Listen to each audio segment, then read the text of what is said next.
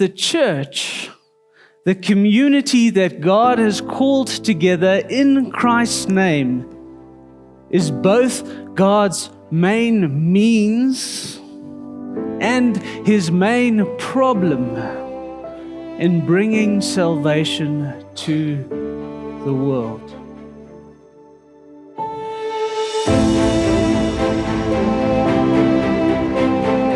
St. Columba seemed to be both famous and infamous, depending who one asked.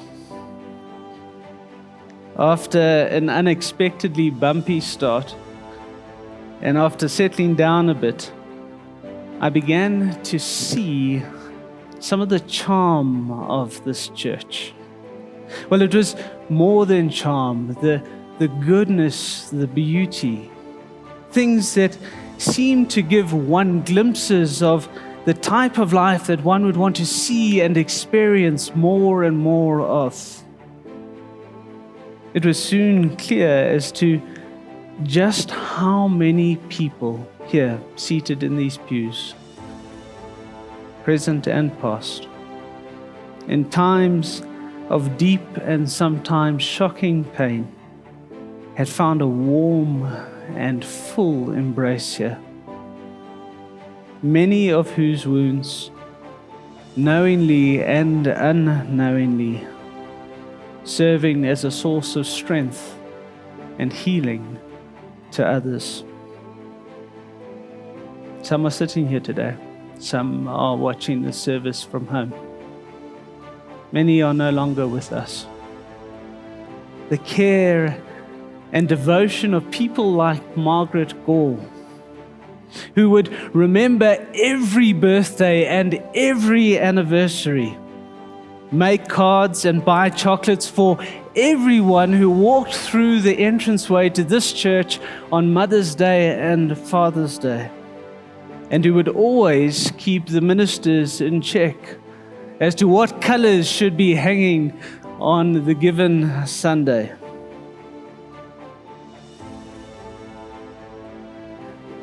There have been and there are many whose care, like hers, continues to help us to understand and to experience the greater and perennial care and compassion of the one who is called the Good Shepherd.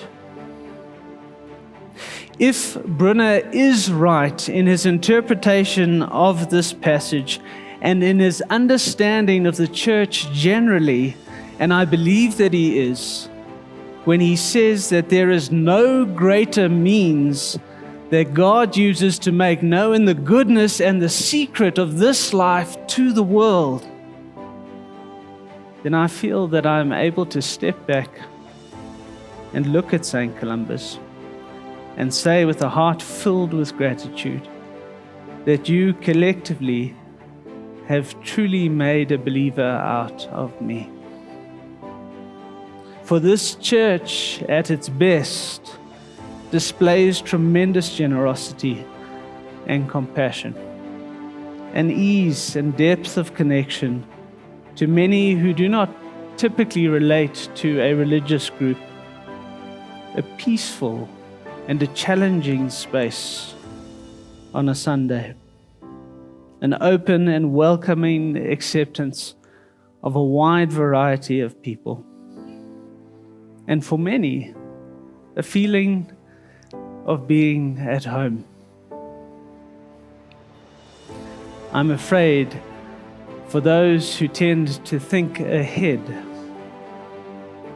they're going to have their fears confirmed, because if Brunner is right, and I believe he is, then a good hard look in the mirror will reveal also a church at the very same time that is the greatest obstruction to God in communicating His life-giving grace to the world.